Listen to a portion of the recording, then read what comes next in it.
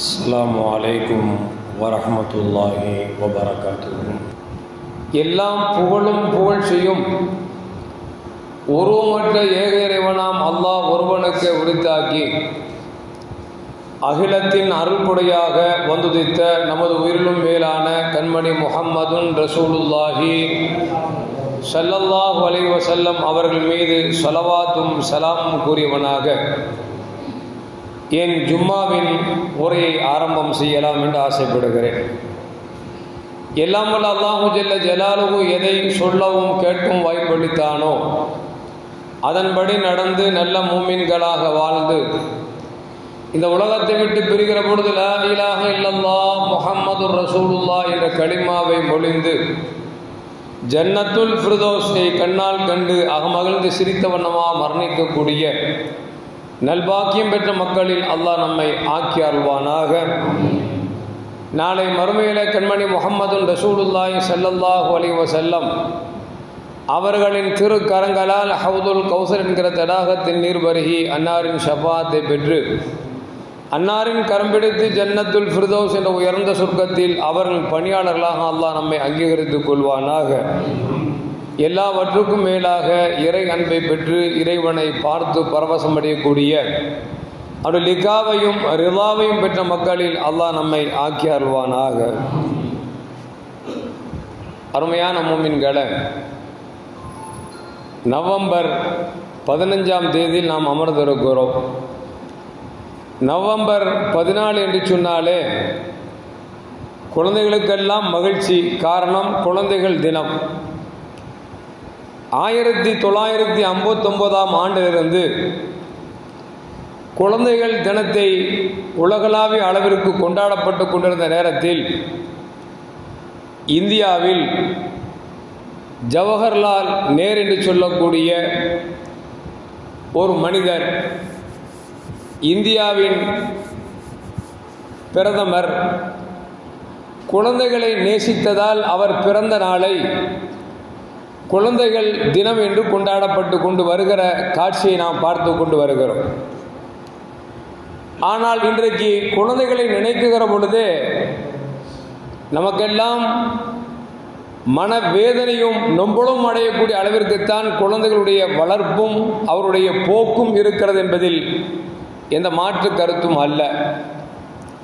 காரணம் என்று சொன்னால், இன்றைக்கு ஒரு சர்வே ஒன்று சொல்லுகிறது, சென்னையில் உள்ள கல்லூரிகளில் மட்டும் கிட்டத்தட்ட 60% பீடி சிகரெட் இல்லாத பிள்ளைகள் இல்லை என்கிற அளவிற்கு இன்றைக்கு கணக்கெடுப்பு ஒன்று நமக்கு சொல்லித் தருகிறது.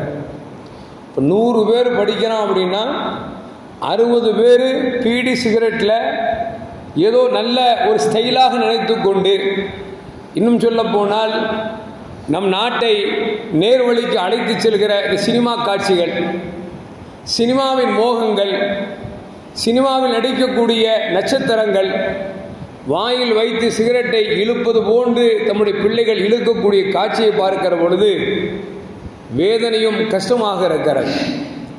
அதில் இன்னும் சர்வே சொல்லுகிறது, 60% பிள்ளைகள் பீடி சிகரெட் என்று சொன்னால் அதில் 40% பிள்ளைகள் மதுவுக்கு அடிமையாக இருக்கிறார்கள். இன்றைக்கு காலங்கள் கடந்து இன்றைக்கு பவுடருக்கும் மாத்திரைக்கும் ஆளாகி இருக்கிறார்கள் என்று நினைக்கிற பொழுது இந்த சமூகத்தை எப்படி நாம் வார்த்தெடுக்க போகிறோம், எப்படி நாம் சீர்கேட்டிலிருந்து சீரான பாதைக்கு நாம் கொண்டு வரப்போகிறோம் என்பதை நினைக்கிற பொழுது நம்முடைய பிள்ளைகளை எல்லாம் அல்லாஹ் காப்பாற்ற வேண்டும். உண்மையில் கால கொடூரமான ஒரு சூழ்நிலையில் நாமெல்லாம் தள்ளப்பட்டிருக்கிறோம். சொல்லுவார்கள், எந்த பொந்தில் எந்த பாம்பு இருக்கும் என்று தெரியாது என்று சொல்வார்கள். அதுபோன்று எந்த குழந்தையிடத்தில் என்ன தீய செயல்பாடுகள் இருக்கிறது என்று கண்டுபிடிக்க முடியாமல் போனது மட்டுமல்ல, ஒருவேளை அந்த குழந்தைகளிடத்தில் தீய பண்பாடுகள் இருந்தது என்று சொன்னால், தீய செயல்பாடுகள் இருந்தால் பெற்றோர்கள் சொல்லி பார்க்கிறார்கள், கேட்கவில்லை என்று சொன்னால் பெற்றோர்களை சொல்லுகிறார்கள், யாருக்கு இந்த பழக்கம் இல்லை, என் பிள்ளைய மட்டும் குறை சொல்றீங்க அப்படிங்கிற அளவிற்கு பெற்றோர்களே இன்றைக்கு மாறி போகக்கூடிய ஒரு சூழலுக்கு தள்ளப்பட்டிருக்கிறோம் என்று சொன்னால், அருமையான மக்களே, இந்த சூழல் இப்படியே தொடர்ந்தது சொன்னால் உலகத்தில் வாழ்வது என்பது கேள்விக்குறியாகிவிடும் என்பதில் எந்த மாற்று கருத்தும் அல்ல. இன்னும் சொல்ல போனால் மேலை நாடுகள் பார்த்தீர்கள் என்று சொன்னால் 15 வயதுக்கு உட்பட்ட பெண் பிள்ளைகள் விபச்சாரத்தில் மூழ்கி இருக்கிறார்கள். எந்த அளவுக்கு என்று சொன்னால் கல்லூரிகளிலேயே கருவை கலைப்பதற்கு கருக்கலைப்பு மாத்திரைகளை விநியோகம் செய்கிறார்கள் என்று பார்க்கிற பொழுது அல்லாஹ் தான் காப்பாற்ற வேண்டும். இந்தியாவில் கூட இன்றைக்கு ஆணுரை எப்படி ஏடிஎம் மிஷின் இருக்கிறதோ அதுபோன்று இன்றைக்கு ஆணுரை மிஷின் வந்துவிட்டது என்று சொன்னால் இந்த நாடு எங்கே இழுத்து செல்லப்படுகிறது, எங்கே போய்கொண்டிருக்கிறது என்பதை கொஞ்சம் பாரதூரமாக ஈமான் உள்ளவர்கள் யோசித்து பார்க்க வேண்டும். இன்னும் சொல்ல போனால் அருமையான மக்களே, சமீபத்தில் நம் சைதாப்பேட்டையில் இருக்கக்கூடிய ஒரு பள்ளிக்கூடத்தில் ஒரு குழந்தை பள்ளிக்கூடம் இருக்கிறது பொய் சொல்லிவிட்டு அந்த பிள்ளை யாரோடு சென்று விட்டது. அடுத்த நாள் தாய்க்கு தெரிகிறது பள்ளிக்கூடம் நேற்றைக்கு இல்லை, ஆனால் நம்முடைய பிள்ளை பள்ளிக்கூடத்துடைய யூனிஃபார்மை அணிந்து கொண்டு பள்ளிக்கூடம் இருக்கிறது என்று சென்றதே, எங்கே சென்றது தெரியவில்லை என்று சொல்லி பள்ளிக்கூடத்தில் வந்து விசாரித்து பார்த்தால் பேராசிரியர் சொல்லுகிறார், நேற்று பள்ளிக்கூடமே இல்லையே, உங்கள் பிள்ளை எப்படி படிப்பதற்கு வந்திருப்பார்கள் என்று சொன்ன பொழுதுதான் அந்த தாய்க்கு தூக்கி போட்டு விட்டது. ஒரு நாள் ஸ்கூல் இல்லாமல் இருந்த அந்த நேரத்தில் இந்த பிள்ளை ஒரு நாள் காலையில் சென்றவள் மாலையில் வருகிறாள் என்று சொன்னால் எங்கே செல்கிறார் என்று அவருக்கு ஒரு கொஞ்சம் கவலை வந்துவிட்டது. அந்த பெண்மணி அவருக்கு வந்த சிந்தனை, இந்த குழந்தையை பெற்றெடுத்த தாய்க்கு வந்த சிந்தனை, அந்த குழந்தைக்கு 3 மாதமாக மாதவிடாய் வரவில்லை என்று சொல்லி தாயிடத்தில் சொல்லியிருக்கிறது. அந்த தாய்க்கு போன சிந்தனை, நேற்று ஒரு நாள் பள்ளிக்கூடத்தில் இல்லாத குழந்தை யாரோடு போயிருக்கிறது என்று சொன்னால் 3 மாதம் அந்த பிள்ளைக்கு மாதவிடாய் வரவில்லை என்று சொன்னால் ஏதோ குழந்தை தரித்திருக்குதோ என்று சொல்லி தான் பெற்றெடுத்த பிள்ளையை ஆஸ்பத்திரியில் கொண்டு செக்கப் செய்கிறார் என்று சொன்னால் அல்லாஹ்வே, இந்த சமூகத்தை யார் காப்பாற்றப் போகிறது? ஒரு பெண் பிள்ளை தான் பெற்றெடுத்த பிள்ளை பள்ளிக்கூடம் இல்லாமல் இருந்த நேரத்திலே அந்த பள்ளிக்கூட உடையை உடுத்துக்கொண்டு வெளியே செல்கிறது. தாய்க்கு வந்த சிந்தனை என்னவென்று சொன்னால், தம் பிள்ளைக்கு 3 மாத காலமாக மென்சஸ் வரலையே, இந்த பிள்ளை ஸ்கூல் இல்லாத நேரத்தில் எங்கேயோ போயிருக்குத, குழந்தை உண்டாயிருப்பாளோ என்று நினைத்துக் கொண்டு ஆஸ்பத்திரியில் கொண்டு செக்கப் செய்தால் குழந்தை உண்டாகவில்லை என்கிற அந்த பதிலை கேட்டுவிட்டு தாய்க்கு ஆத்திரமும் தாங்க முடியவில்லை, கோபம் தாங்க முடியவில்லை. பள்ளிக்கூடத்தில் வந்தே அந்த குழந்தைகளுக்கு முன்னால் வைத்து அடித்த காட்சிகள் இந்த சைதாப்பேட்டையில் நடந்தது சமீபத்தில். எதற்கு சொல்வார்கள் என்று சொன்னால், சொல்வார்கள் பெண் பிள்ளை பெற்றவர்கள் தான் மடியில் நெருப்பை கட்டி கொண்டிருப்பார்கள் என்று சொல்வார்கள். ஆனால் இன்றைக்கு அப்படி அல்ல. ஆண் பிள்ளைகளாக இருந்தாலும் பெண் பிள்ளைகளாக இருந்தாலும் பெற்றவர்கள் மடியிலே நெருப்பை கட்டி கொண்டிருக்கிறார்கள் என்பதில் இந்த மாற்று கருத்தும் அல்ல. பெண் பிள்ளைகள் தான் தவறான வழிக்கு இப்படி செல்கிறது என்று சொன்னால், ஆண் பிள்ளைகள் இன்றைக்கு மதுவுக்கும் பவுடருக்கும் ஹெராயினுக்கும் மாத்திரைகளுக்கும் மயங்கி கிடைக்கிறது என்று சொன்னால் அல்லாஹ் தான் காப்பாற்ற வேண்டும். அருமையான மக்களே, நாம் பிள்ளைகளை பெற்றெடுப்பது பெரிதல்ல. அந்த பிள்ளைகள் நம்மளுக்கு அமானிதமாக அல்லாஹ் ஒப்படைத்திருக்கிறான். அல்லாஹ் அன்பளிப்பாக வழங்கியிருக்கிறான். அது ஆண் பிள்ளையாக இருந்தாலும் பெண் பிள்ளையாக இருந்தாலும் சொல்வார்கள், ஜான் பிள்ளையாக இருந்தாலும் தன் பிள்ளை தான் என்று சொல்வார்கள்.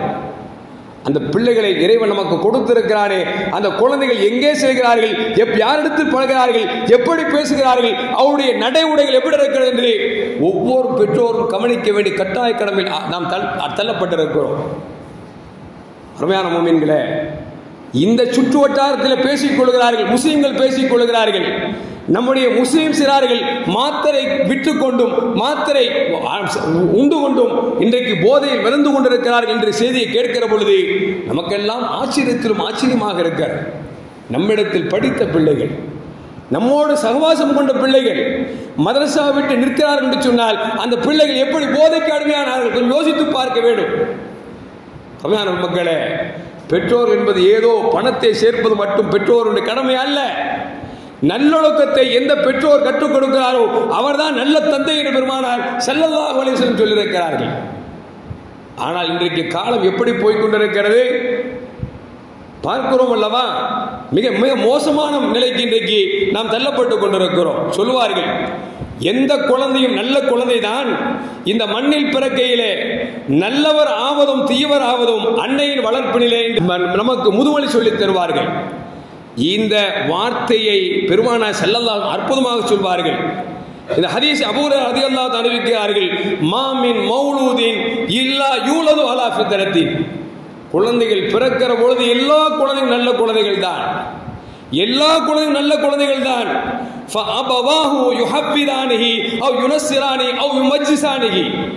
அந்த குழந்தைகளை யூதர்களாக, நசாராக்களாக, மஜூசிகளாக ஆக்குவது பெற்றோர்கள் என்றார்கள் பெருமானார் ஸல்லல்லாஹு அலைஹி வஸல்லம் அவர்கள்.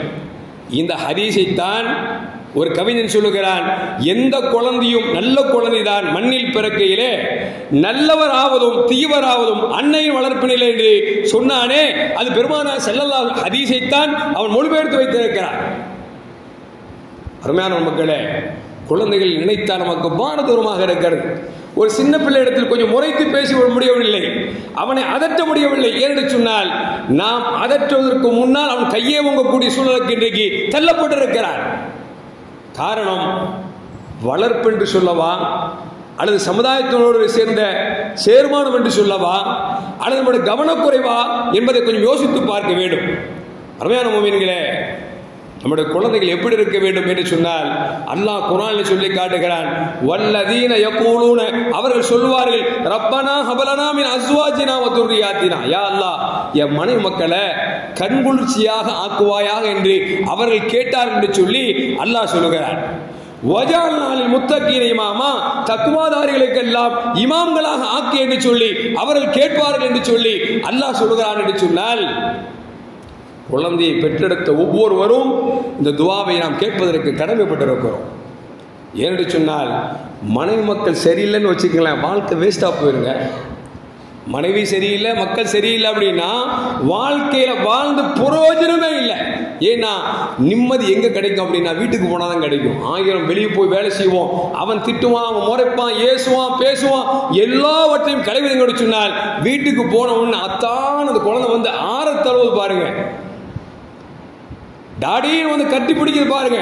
அந்த ஒரு வார்த்தை வெளியில் பட்ட செருப்படி கூட நமக்கு மறந்து போய்விடும் என்று சொன்னால், சந்தோஷத்தை கொடுக்கக்கூடிய குழந்தைகளும் மனைவிகளும் இன்றைக்கு திசை மாறி போகக்கூடிய ஒரு சூழலுக்கு தள்ளப்பட்டிருக்கிறோம் என்று சொன்னால் அல்லாஹ் தான் காப்பாற்ற வேண்டும். அப்படி என்று சொன்னால் குழந்தைகளை நாம் எப்படி வளர்க்க வேண்டும்? மார்க்கம் எல்லாம் தெளிவாக சொல்லி தந்துவிட்டது. எதையும் இனிமேல் கண்டுபிடிக்க வேண்டிய அவசியம் இல்லை. ஆனால் மார்க்கத்தை தெரிவதற்கு நாம் நெருங்குவதுதான் இப்போ கஷ்டமா இருக்கு.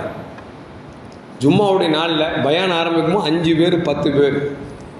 கிறிஸ்துவர்களை பாருங்களேன், காலையில் 4 மணிக்கு சைதாப்பேட்டில் நம்ம வண்டி சாதாரண வர முடியல, டிராபிக் ஜாம்.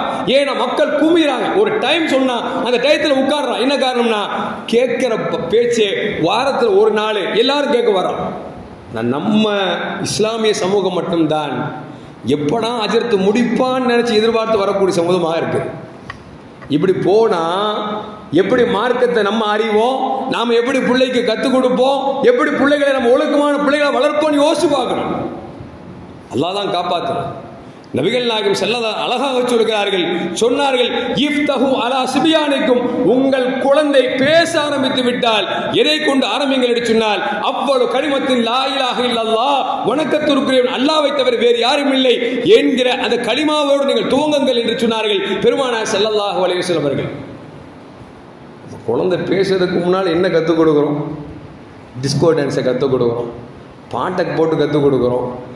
குழந்தை அடுத்தவனை ஏற்றி பேசினா அதை பார்த்து பரவசம் அடைகிறோம். இப்படி இருந்தால் பிள்ளைகள் எப்படி விளங்குவாங்க? ஸல்லல்லாஹு சொல்றாங்க, நீங்கள் ஆரம்பம் மட்டுமல்ல, வலக்கினூஹும் இந்தல் மௌத் லா இலாஹ இல்லல்லாஹ், மௌத்தா போகும்போது லா இலாஹ இல்லல்லாஹ் கலிமா சொல்லி கொடுத்து மௌத்தாக்குங்க அப்படின்னா. மௌத்தா போறவன்ட்ட லா இலாஹ இல்லல்லாஹ் கலிமா சொல்லுங்க. அப்ப லா இலாஹ இல்லல்லாஹ் என்கிற கலிமாவில் துவங்கி லா இலாஹ இல்லல்லாஹ் முஹம்மது ரசூலுல்லாஹ் என்ற கலிமாவில் வாழ்க்கை முடிந்தது சொன்னால் அவன்தான் இறைவனுக்கு விருப்பமானவன், அவன்தான் இறைவனுக்கு பொருத்தத்தை பெற்றவன். அருமையான முஃமின்களே, குழந்தைகளை வளர்க்குகிற பொழுது, பேச ஆரம்பிக்கிற பொழுது நாம் லா இலாஹ இல்லல்லாஹ் என்கிற கலிமாவை சொல்லிக் கொடுக்க வேண்டும் என்றார்கள் பெருமானார் ஸல்லல்லாஹு அலைஹி வஸல்லம். குழந்தை பெற்றெடுக்கிறாங்க, பெற்றெடுத்து பேர் வைக்கிறதுல கூட குடும்ப சண்டைகள். யார் பேரை வைக்கிறது? மாப்பிள்ளை ஒரு பக்கம், நான் தான் என் பிள்ளைக்கு பேர் வைப்போம்மா, பொண்ணு நான் தான் என் பிள்ளைக்கு பேர் வைப்போம்மா, தாத்தா ஒரு சண்டை போடுவார். இப்படி சண்டை போட்டு கடைசியில் பார்த்தா அசிங்கமான பெயர்களை, கேட்பதற்கு வெறுப்பான பெயர்களை வைக்கக்கூடிய இன்னைக்கு சூழலுக்கு தள்ளப்பட்டிருக்கிறோம். நம்மள்ட்ட வந்து கேட்பாங்க, ஹஸ்ரத் நாளைக்கு புள்ள பிறக்க போறோம், ஆம்பளையா தெரியல பொம்பளையான்னு தெரியல, ஆம்பளை பேர் 10 பேர் எழுதி கொடுங்க, பொம்பளை பேரை 10 பேர் எழுதி கொடுங்க. நாங்க வெட்டியா பாருங்க, வெட்டியா இல்ல சும்மா இருக்கிறோம்ல. புள்ள பிறக்க போதான் 10 பேர் ஆம்பளை புள்ள பேரை குடும்பம், 10 பேர் பொம்பளை புள்ள பேரை குடும்பம். ஆனா புள்ள பிறந்துடும், ஆம்பளை புள்ள பிறந்துடும், நம்ம எழுதி கொடுத்த பேர்ல ஒரு பேர் வைக்க மாட்டான். ஏன்னா அசர்த்து சும்மா இருக்கிறோம். அட பேரை கேட்டீங்க, நல்ல பேர் எழுதி கொடுத்தோம், வச்சிங்களா? வைக்கிறது இல்லையே. கடைசியில் பார்த்தா என்ன பேர் வச்சுமா? கமல் பாபு அவர் வச்சிருப்பார், கமல் பாபு. சினிமா பேரை கொண்டு முஸ்லீம் பேரோட சேர்த்து வச்சா இவன் எப்படி உருப்படுவான்னு, இந்த பேரை வைக்கிற நல்ல தந்தையா இருப்பான்னு யோசிக்கணும். இது அங்கீகரிக்கிற தாய் நல்ல தாயா இருப்பான்னு யோசிக்கணும். ரசூலுல்லாஹ் சொல்றாங்க, உங்கள் குழந்தைகளுக்கு நல்ல பேரை வைங்க என்று சொன்னால் இன்னக்கும் துதஅவுன யௌமல் கியாமத்தி பி அஸ்மாயிக்கும். உங்க குழந்தையை கூப்பிடும் பொழுது இன்னாரின் மகன் இன்னார் என்று கூப்பிடுகிற பொழுது அசிங்கமா இல்ல? ரசூலுல்லாஹ் கேட்காம கேட்கிறாங்க, அசிங்கமா இல்ல? ஒரு நல்ல பேர் வைக்க தெரியல, அட உன் பேரோட பிள்ளை பேரை கூப்பிடுவான்னு அல்லாஹ் கியாமத்னால கோடான கோடி மக்களுக்கு முன்னால் வச்சுக்கிட்டு. அப்ப கமல் பாபு, அப்துல் ஹக்கீம் உடைய மகனா கமல் பாபுன்னு சொன்னா வச்சுங்களேன், எவ்வளவு அசிங்கம். ரசூல் சொல்றாங்க நல்ல பேரை வையுங்கள். அது மட்டுமல்ல, அருமையான மூமின்களே, ரசூலுல்லாஹ் சொல்றாங்க இதா ஜமஅ அல்லாஹு அவ்வலீன வல் ஆகிரீன், ஆதம் அலைஹிஸ்ஸலாம் முதல் உலகம் அழிகின்ற வரைக்கும் எல்லோரும் அல்லாஹ் ஒன்று கூட்டுவான். கூட்டிட்டு யர்ஃபவுல்லாஹு லிக்குல்லி காதிரின் லிவாவும் யௌமுல் கியாமா, ஒவ்வொரு ஆளு கையிலையும் அல்லாஹ் கொடியை கொடுத்திருப்பான். அந்த கொடியில பேர் எழுதிருக்கு. எப்படி அப்படின்னா, என் பேர் உதாரணத்துக்கு என் மகன் பேர் அப்துல்லான்னு வச்சுங்களேன், அப்துல்லா இப்னு அப்துல் ஹக்கீம் அப்படின்னு பேர் எழுதியிருக்கும். அந்த கொடி பறக்கும் பொழுது எல்லாரும் படிப்பாங்க. இப்ப நல்ல பேரை வைங்க அப்படின்னு சொல்லி ரசூலுல்லாஹி ஸல்லல்லாஹு அலைஹி சொல்றாங்க. இன்னும் சொல்ல போனா சல்மான் ஜாஃபர் ரலியல்லாஹு தஆலா சொல்றாங்க, சமயத்து அபுல் ஹசன் ரலியல்லாஹு தஆலா சொன்னதை நான் கேட்டிருக்கிறேன். லா யதுகுலுல் ஃபக்ர பைத்தன் ஃபீ இஸ்மி முஹம்மத் அவ் அஹ்மத், எந்த வீட்டில் முகம்மது என்றும் அகமது என்றும் அலி என்றும் ஹசன் என்றும் ஹுசைன் என்றும் நபியின் குடும்பத்தின் பெயரை வைத்திருக்கிறார்களோ அந்த வீட்டுக்குள் வறுமை நுழையாது என்றார்கள் ஹசன் ரலியல்லாஹு தஆலா அவர்கள். இன்னைக்கு யாராவது பேர் கேட்டா முகமது அப்துல் ஹக்கீம், ஹஜரத் ஓல்டு பேர், ஹஜரத் கோல்டு பேரை சொல்லுங்க ஹஜரத். எப்படிங்க? ரசூலுல்லாஹ் சொன்னாங்க அல்லாஹ்வுக்கு பிடிச்சமான பேர் அப்துல்லா அப்துல் ரஹ்மான் சொன்னாங்க. ஹஜரத் இதெல்லாம் ரொம்ப ஓல்டு ஹஜரத், கோல்டா சொல்லுங்க ஹஜரத். ரெண்டே வார்த்தை சொல்லுங்க, மஸ் மிஸ் புசு புசு பாம் படம் இருக்கும் பாருங்க, இந்த மாதிரி பேரை கேட்கிறான். அல்லாஹ் காப்பாற்றும். பிள்ளைங்களுக்கு பேர் ஒழுங்கா வைக்கலன்னா பிள்ளை எப்படி ஒழுங்கா வளரும்? ஏன்னா பேருக்கும் நம் வாழ்க்கைக்கும் சம்பந்தம் இருக்கிறது. ரசூலுல்லாஹி ஸல்லல்லாஹு அலைஹி வீட்டில் ஒட்டகத்தில் பால் கறக்கணும். ஒரு சஹாபி சொல்ல நான் கறக்கிறேன் அப்படின்னாங்க. நபி கேட்டாங்க உங்க பேர் என்ன அப்படின்னாங்க. அவர் சொன்னார் என் பேர் ஹர்ப் அப்படின்னார், சண்டைக்கார அப்படின்னார். எப்பா தயவுசெய்து உட்கார்ந்துரும் அப்படின்ட்டாங்க. இன்னொரு சஹாபி இருந்தார், நான் கறக்கிறேன் அப்படின்னாங்க. உன் பேர் என்ன அப்படின்னாங்க. என் பேர் முர்ரு கசப்பு அப்படின்னாங்க. தயவுசெய்து பாலை கசக்க வச்சிடா உட்கார் அப்படின்ட்டாங்க. பால் கறப்பதற்கும் மனிதனுக்கும் சம்பந்தம் இருக்கிறது என்றால் வாழ்க்கைக்கும் பேருக்கும் சம்பந்தம் இருக்கிறது. எனவே அருமையான மக்களே, குழந்தைகளுக்கு நல்ல பேரை வைக்க வேண்டும். அது மட்டுமல்ல, குழந்தைகளை நேசிச்ச ஒரு காலம் இருந்துச்சுங்க, குழந்தைகளோடு கொஞ்சம் விளையாடுவாங்க. இன்னைக்கு தாய் இந்த குழந்தைகிட்ட கொஞ்சம் ரொம்ப கஷ்டமா இருக்கு. எந்த அளவுக்கு நான் தாய் சொல்றேன், அப்பா உங்க வேலைக்கு வந்து எங்க பிள்ளையை தூக்கி முத்தம் கொடுங்க, என்னமோ பக்கத்து வீட்டு பிள்ளை தூக்கி முத்தம் கொடுக்க சொன்ன மாதிரி மொத்தத்தையும் கொடுத்துட்டு குழந்தை கண்டுக்கிறதே இல்லை, அன்பே வைக்கிறது இல்லை, பாசம் செலுத்துறது இல்லை. கேட்டா நான் அப்படித்தாங்க, நான் ஆம்பளை இல்லை, காலையில் வெளியே போவேன், சாயங்காலம் வருவேன், பொண்டாட்டிகிட்ட மட்டும்தான் நான் அன்பா நடந்துக்குவேன், பிள்ளைகிட்ட கொஞ்சறதே இல்லை. ரொம்ப கெட்டு போச்சு காலம். ஆனா ஒரு காலம் இருந்தது, தாயும் தந்தையும் குழந்தைகளிடத்தில் விளையாடக்கூடிய அந்த விளையாட்டு, அவர்களிடத்தில் பேசக்கூடிய பேச்சு அந்த குழந்தைகளை அப்படி அது மாற்றி அமைத்தது. ஆனால் இன்றைக்கு அது இல்லை. ரசூலுல்லாஹ் சொல்றாங்க அஹிப்பு சிபியான், உங்கள் குழந்தைகளை நேசியுங்கள், வரஹமுஹும் அவரிடத்தில் இரக்கத்தோடு நடந்து கொள்ளுங்கள், வைதா வாத்துமுஹும், அவரிடத்தில் ஏதாவது ஒன்றை கொண்டு நீங்கள் வாக்களித்தால் வஃபூலஹும், நீங்கள் அதை நிறைவேற்றுங்கள் என்றார்கள் நபிகள் நாயகம் ஸல்லல்லாஹு அலைஹி வஸல்லம். டேய் தம்பி, மாசாக்கு போயிட்டு வாடா, சாக்லேட் வாங்கி தர்றேன்னு சொன்னா வாங்கி கொடுத்துடணும். சாக்லேட்டு கேடுங்கிறது வேற பிரச்சனை. வாக்கு கொடுத்துட்டா செய்யணும். எதுனா ஹராமான விஷயத்தில் இல்லை, நல்ல விஷயத்தில். நபிகள் நாயகம் ஸல்லல்லாஹு அலைஹி வஸல்லம் ஒரு இடத்துல நின்றுட்டு இருக்காங்க. ஒரு அம்மா தன் குழந்தையை கூப்பிடுது, எப்பா தம்பிங்க வா, உனக்கு பேரிச்சம்பழம் தர அப்படிங்குது. நபி கிட்ட போனாங்க, பேரிச்சம்பழம் தரேன், நீ பேரிச்சம்பழங்களை வச்சிருக்கிறியா? ஆமாம், யார் சொல்ல வச்சிருக்கிறேன். நபி சொன்னாங்க, உன் கையில் பேரித்தம்பழம் இல்லாமல் குழந்தை அழைத்திருந்தால் உன் குழந்தைக்கு நீ பொய்யை கற்றுக் கொடுத்தாய் என்றார்கள் பெருமானார் ஸல்லல்லாஹு அலைஹி வஸல்லம். இன்னைக்கு நம்ம குழந்தைகிட்ட வாக்குறுதி கொடுத்தா செய்யறோமாங்க? நம்ம புள்ளத்தை நான் அவன்ட்டு சொன்னா கேட்டுக்குவோம் அப்படின்னு நினைச்சுக்கிறோம். நம்ம வாக்குறுதி நிறைவேற்றல அப்படின்னா அந்த குழந்தையை கெடுக்கிறோம்னு அர்த்தம். ரசூலுல்லாஹ் சொல்றாங்க. அது மட்டுமல்ல, அருமையான முஃமின்களே, மேலும் சொன்னாங்க, நீங்க அவங்களுக்கு நல்ல விதத்தில் ரிஸ்கை வழங்குங்கள், நல்ல உணவுகளை கொடுங்க அப்படின்னாங்க. முன்னாலாம் இந்த காலை டிஃபனுக்கு நினைச்சுவாங்க, நைட்டு பொம்பளைங்க பேசிக்குவாங்க, மாமி உங்க வீட்டில் என்ன செய்ய போறீங்க? நான் இடியாப்பம் செய்ய போறேன். உங்க வீட்டில் என்ன செய்ய போறீங்க? அடைக்கு மாவு வச்சிருக்கிறேன் அப்படிம்பாங்க. இப்படி காலையில செய்யறதுக்கு நைட்ல பேசுவாங்க. இப்ப எப்படின்னா காலையில் எந்திக்கிறது 7 மணிக்கு, பையனை மாடு அப்படிம்பாங்க. என்னடான்னு பார்த்தா பக்கத்தூர்ல 10 ரூபாய்க்கு மாவு வாங்கிட்டு வா. என்னங்க 10 ரூபாய்க்கு மாவு வாங்கிட்டு வா. அதை வாங்கிட்டு வந்து அது எப்போ உள்ள மாவு, எப்படி ஆட்டினது எதுவுமே தெரியல. ஊத்தி சொய்யின்னு ஊத்தினா தோசையாச்சா, இந்த தின்னுட்டு கிளவு. சொல்றாங்க, நல்ல உணவு குழந்தைகளுக்கு கொடுங்க. ஒரு காலம் இருந்துச்சு, குழந்தைகளுக்கு எது நல்லது எது கெட்டது என்று தாய்மார்கள் கவனித்து கொடுத்தார்கள். குழந்தைகள் நோய் இல்லாமல் வாழ்ந்தார்கள். ஆனா இன்னைக்கு தாய்மாருக்கும் அந்த அக்கறை இல்லை, தந்தைக்கும் அக்கறை இல்லை. குழந்தையும் சாப்பிட்றதே இல்லை. குழந்தை இந்த தோசையை வேணா திம்பானா, அந்த குழந்தை பட்னியா போயிட்டு இருக்கு இன்னைக்கு. அதனால பார்த்தாரு நம்ம முதலமைச்சர் காலையில் சாப்பாடு போடுறான் அப்படின்னு காலையில் சாப்பாடு போட்டார். அது யாரோ லாபம் அனுபவிக்கிறான்னு வைங்க, அது வேற பிரச்சனை. எதுக்கு சொல்ல வரேன்னா, குழந்தைகள் விஷயத்தில் உணவில் கூட கண்ணும் கருத்துமாக இருக்க வேண்டும் என்று நபிகள் நாயகம் ஸல்லல்லாஹு அலைஹி சொன்னாங்க.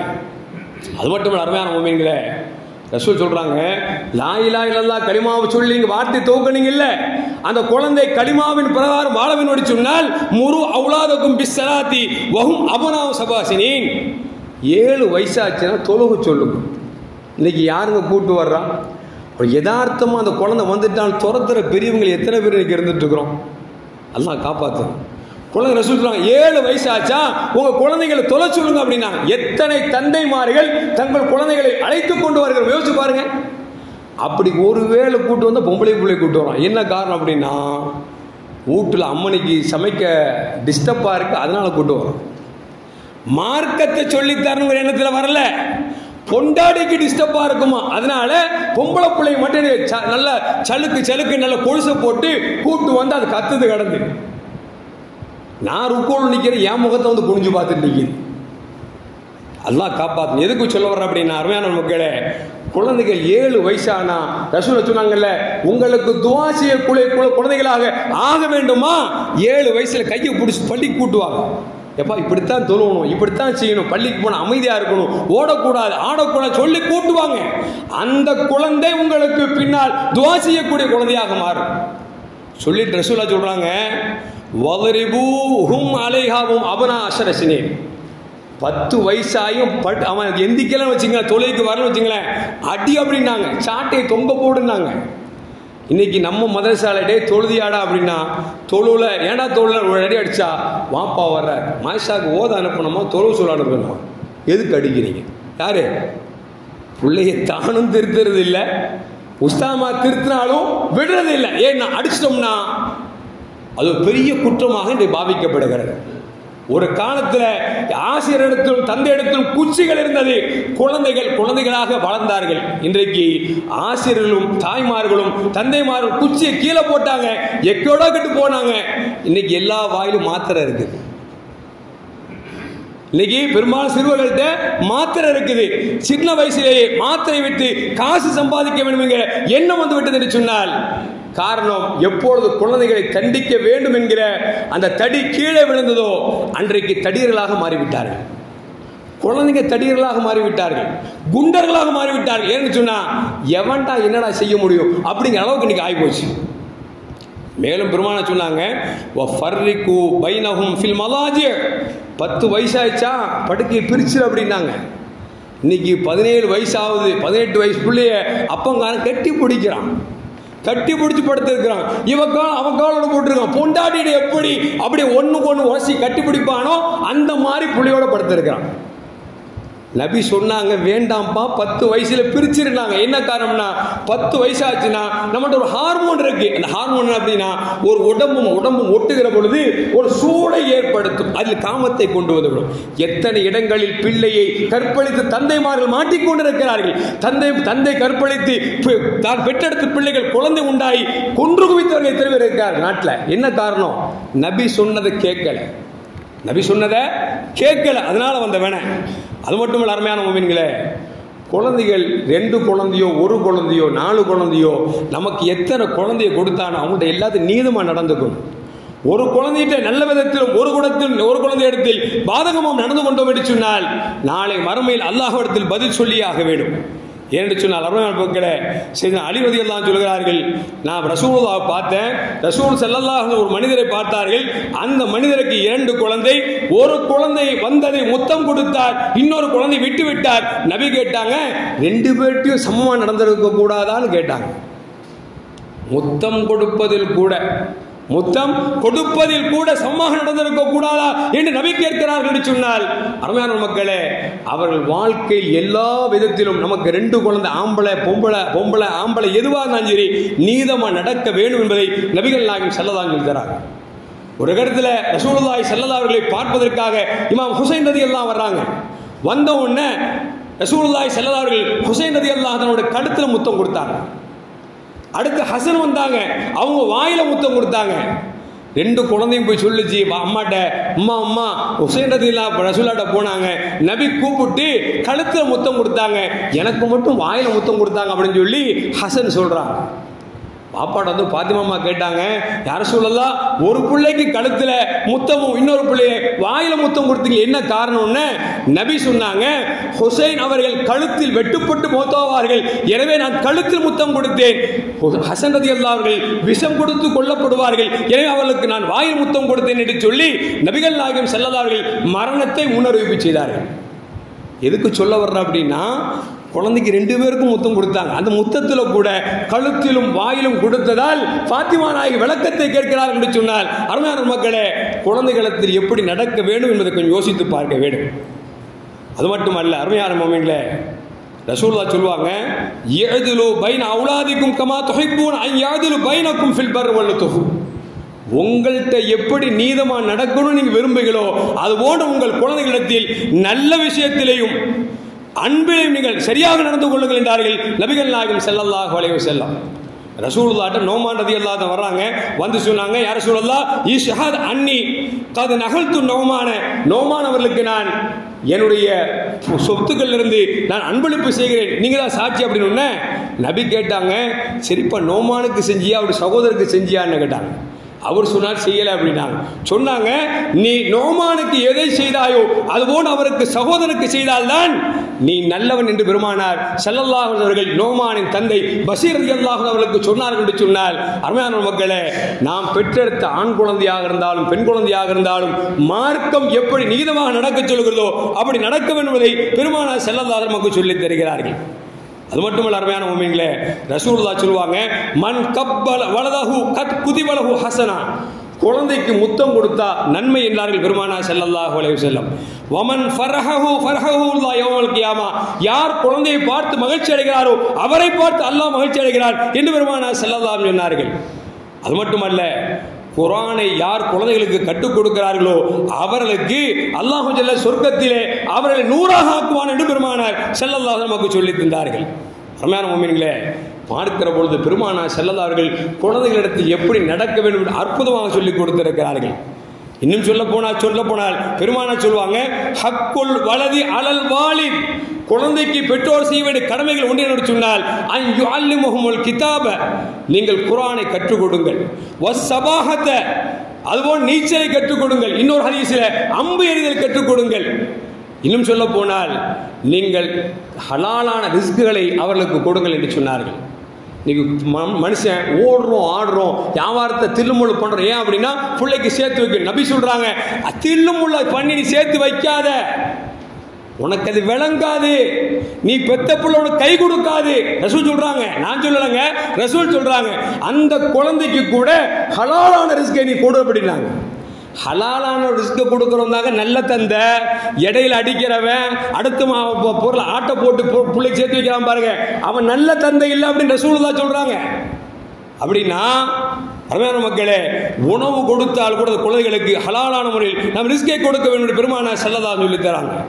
இன்னும் சொன்னாங்க, பெருமானார் சொன்னாங்க, ஒரு குழந்தைக்கு தந்தை செய்ய வேண்டிய கடமைகளை நல்ல பெயரை சூட்டுவது, குர்ஆனை கற்றுக் கொடுப்பது, வயதுக்கு வந்தால் திருமணத்தை முடித்து வைக்க வேண்டும் சொல்லிட்டு ஹதீஸ் இன்னொரு வருது. யார் வயதுக்கு வந்து திருமணம் முடித்து கொடுக்காமல் தாமதப்படுத்தி அந்த இளைஞன் இன்னொரு பெண்ணிடத்தில் அசிங்கம் பண்ணிவிட்டான் என்று சொன்னால், ஹராமான வழியில் சென்றார் என்று சொன்னால், அந்த பாவம் தந்தைக்கு உண்டு என்றார்கள் பெருமானார் ஸல்லல்லாஹு அலைஹி வஸல்லம். ஏன்னா வயசுக்கு வந்துட்டா உரிச்ச நேரத்தில் என்ன செய்யணுமோ அதை செஞ்சிடணும். இல்லை அப்படின்னா அந்த குற்றத்திற்கு பெற்றோர்கள் தான் காரணம் என்று பெருமானார் ஸல்லல்லாஹு அலைஹி சொல்லி தந்தாங்க. உண்மையான முஃமின்களே, ஒரே ஒரு நிகழ்ச்சி சொல்லி முடிச்சிடுறேன். அபூ துஜானா அப்படிங்கிற ஒரு சஹாபி, ரசூலுல்லாஹி ஸல்லல்லாஹு அலைஹி எப்போ தொழு வச்சாலும் அவங்களுக்கு பின்னால் நிற்கக்கூடிய ஒரு சஹாபி. ரசூலுல்லாஹ் தொழு முடிச்ச உடனே சஹாபாக்கள் துவா செய்வாங்க. இந்த அபூ துஜானா என்ன செய்வாங்க அப்படின்னா, தொழுது முடிச்ச உடனே வேகமாக விருட்டுன்னு போயிடுவாங்க. ரசூலுல்லாஹ் ஒரு நாள் பார்த்தாங்க, 2 நாள் பார்த்தாங்க, பல நாள் அவர் தொழுது முடிச்ச உடனே எஞ்சிஞ்சு ஓட ஆரம்பிச்சிட்டார் ஃபஜ்ர் தொழுகையில. நபி ஒரு நாள் கூப்பிட்டு கேட்டாங்க, அபூ துஜானா, அல்லாஹ்ட்ட உனக்கு எந்த தேவையும் இல்லையா? அல்லாஹ்ட்ட எந்த தேவையும் இல்லையா? ரப்புட கேட்காம ஓடுறியப்பா? ஏன்னா ஃபர்லான தொழுகைக்கு பிறகு கேட்கக்கூடிய துவா அல்லாஹ்வால் அங்கீகரிக்கப்படுகிறது என்று நபிகள் நாயகம் ஸல்லல்லாஹு அலைஹி சொல்லி கொடுத்திருக்காங்க. இந்த சஹாபி தொழுது முடிச்சு விருட்டு ஓடுறாரு. நபி கூப்பிட்டு கேட்டாங்க, அல்லாஹ்ட்ட உனக்கு எந்த தேவையும் இல்லையா அப்படின்னாங்க. தயக்கத்தோடு சொன்னாங்க, யா ரசூலல்லாஹ், எனக்கு நிறைய தேவை இருக்குது. என் வீடு வறுமையில் வாடிக்கொண்டிருக்கிறது, குழந்தைகள் பசியால் பட்டினியால் வாடிக்கொண்டிருக்கிறார்கள். என் பக்கத்து வீட்டில் ஒரு பேரிச்சம்பழம் மரம் இருக்குது, அந்த மரத்தின் கொப்பு என் வீட்டில் தொங்கிக் கொண்டிருக்கிறது. காலையில் பார்த்தா அது பேரிச்சம்பழம் உதிர்ந்து கிடக்கும். நான் துவா செஞ்சுட்டு போறதுக்கு முன்னால என் குழந்தைய எடுத்து தின்றுவாங்க. அப்படி ஒரு நாள் என் குழந்தை பசியால் ஒரு பேரித்த பழத்தை எடுத்து வாயில் போட்டு விட்டது. நான் வேகமாக போய் பார்க்கிற பொழுது குழந்தையின் வாயில் ஒரு பேரித்தம்பழம் கிடக்கிறது பார்த்து விட்டு துப்பு என்று சொன்னேன். அந்த குழந்தை துப்பிய பொழுது அந்த குழந்தை அழுக ஆரம்பித்து விட்டது. பசி, பேரித்தம்பழம் ஆசையான ஒரு பொருள், அழுக ஆரம்பித்து விட்டது. வளம்மா பகா வலது, என் குழந்தை அழுத பொழுது, பசியால் அழுத பொழுது நான் கேட்டேன், அந்த குழந்தைகிட்ட, ஒரு பேரித்தம்பழத்தை துப்ப சொன்னதுக்கு அழுகிறையே, அமா தஸ்தஹி சாரிக்கா, நாளை மறுமையில் அல்லாஹ்வுக்கு முன்னால திருட்டு போயா போய் நிப்பிய, உனக்கு வெக்கமா இல்லை? யாரை பார்த்துங்க? பெத்த புள்ள ஒரு பேரிச்சம்பழம் பசியினால சாப்பிட்டதுனால வாப்பா கேட்கிறாரு, நாளை மறுமையில் அல்லாஹ்வுக்கு முன்னால திருடனா போய் நிப்பி, உனக்கு வெக்கமா இல்லை அப்படின்னு என் குழந்தையை கேட்டேன். அன்னையிலிருந்து நான் துவா செய்யறது இல்லை. ஏன்னா என் குழந்தைக்கு அந்த பேரித்தம்பழத்தை விட்டு நான் பாதுகாக்க வேண்டும், ஹராமான பொருளை உண்ணக்கூடாது என்பதற்காக நான் வேகமாக போகிறேன் என்று சொல்லி அபூ துஜானா ரலியல்லாஹு தஆலா சொல்கிறார்கள் என்று சொன்னார். அருமையான மக்களே, செல்வத்தை சேர்த்து வைக்க வேண்டும். என் பிள்ளைக்கு 4 மாடி வீடு வேணும், 4 பங்களா வேணும், 4 கார் வேணும், அதுக்கான திருடுவேன், அடுத்தவனுடைய சொத்துல ஆட்டி போட நினைக்கிறியே, அவங்களுக்கு மிகப்பெரிய பாடம் இது. பிள்ளைகளுக்கு ரிஸ்கை கொடுத்தாலும் கூட ஹலாலான ரிஸ்கை கொடுத்த தந்தை தான் நல்ல தந்தை என்றார்கள் நபிகள் நாயகம் ஸல்லல்லாஹு அலைஹி வஸல்லம். அப்படி கொடுத்து வளர்ந்திருந்தா நாம வயசான தள்ளாத காலத்திலையும் நம்ம கையை பிடிச்சிட்டு வாங்குவாப்பா, மெதுவா வாங்குவாப்பா, பைய வாங்குவாப்பா நம்மளை அரவணைப்பான். நாம ஹராமான ரிஸ்க் கொடுத்துருந்தோம்னா சொத்தை வாங்கி போட்டு சொத்தை கேட்பான், தரலையா ஆளை வச்சு கொள்ளவும் செய்வான். நடக்குதா இல்லையா? இன்னைக்கு எல்லாம் காப்பாற்று. எதுக்கு சொல்ல வர்ற அருமையான மக்களே, இன்றைக்கு குழந்தைகளின் போக்கு ரொம்ப மோசமா போயிட்டு இருக்கு. ஒருத்தனை மிரட்டினா கத்தியை தூக்கிறானே, சின்ன பசங்க கத்தியை தூக்கிறான், புத்தியை திட்டதுக்கு ஆள் இல்லை. ஏன்னா வாப்பா சொல்றாரு, அவனுக்கு என் மகனே போதுண்டா, பெருமையா பேசுறாரு. அட சின்ன பையன், 10 வயசு 12 வயசு 17 வயசு பிள்ளைங்க இன்னைக்கு ஒன்று சொல்ல முடியல. ஏன்னா கத்தியை தூக்கி காமிக்கிறான். அவனுக்கு சொல்லணும், டேய் கத்தி தூக்குறது பெருசு அல்ல, புத்தியை தீட்டணும். ஏன்னா நபி சொன்னாங்க, எக்காரணத்தை கொண்டும் நம்ம கோபப்படக்கூடாது, கத்தியை தூக்கக்கூடாது. ஏன்னு சொன்னால் கத்தி எடுத்தவன் கத்தியால் தான் சாவான். ஒருத்தனை அடிச்சு வெட்டுறோம் குத்துறோம் அப்படின்னா நாளைக்கு உன்னை திருப்பி வெட்ட போறான். இப்ப நீ ஒருத்தனை குத்தி சாவடிச்சா நீயும் அதை சாவ போறங்கிறத பெற்றோர்கள் சொல்லிக் கொடுக்க வேண்டும், ஒழுக்கத்தை கற்றுக் கொடுக்க வேண்டும். அருமையான மக்களே, அதனால் மார்க்கம் நமக்கு தெளிவாக சொல்லித் தருகிறது, பிள்ளைகள் என்பவர்கள் அமானித பொருள். நாளை மறுமையில் அவர்களால் மறுமையில் குற்றவாளியின் குள் நிறுத்தப்படுவோம். எனவே நம்முடைய சாலிகான பிள்ளைகளாக நாம் வளர்க்க வேண்டும். நாம் பயான் நடக்கக்கூடிய இடத்துக்கு பிள்ளைங்களை கையோடு கூட்டு வந்து உட்கார்ந்து கேட்க வைக்கணுங்க. யார் கூட்டு வர்றோம்? கூப்பிட்டாலும் வரமாட்டான், கூப்பிட்டு வராட்டாலும் சரி போடா நான் போறேன் அப்படின்னு நம்ம வந்துடுறோமே தவிர, நல்லதை கேட்க கேட்டுத்தான் சொல்லுவாங்கல்ல, அடிக்க அடிக்கத்தான் அம்மியும் நகரும் என்று சொல்வார்கள். குழந்தைகள் நல்ல உபதேசங்கள் கேட்க கேட்கத்தான் திருந்துவார்களே தவிர, கேட்கவில்லை என்று சொன்னால் திருந்துவது கஷ்டம். எல்லாம் அல்லாஹ் ஜல்ல ஜலாலுஹு நம்முடைய பிள்ளைகளை சாலிகான பிள்ளைகளை ஆக்கி அருள்வானாக. அஸ்ஸலாமு அலைக்கும் வரஹ்மத்துல்லாஹி வபரகாத்துஹு.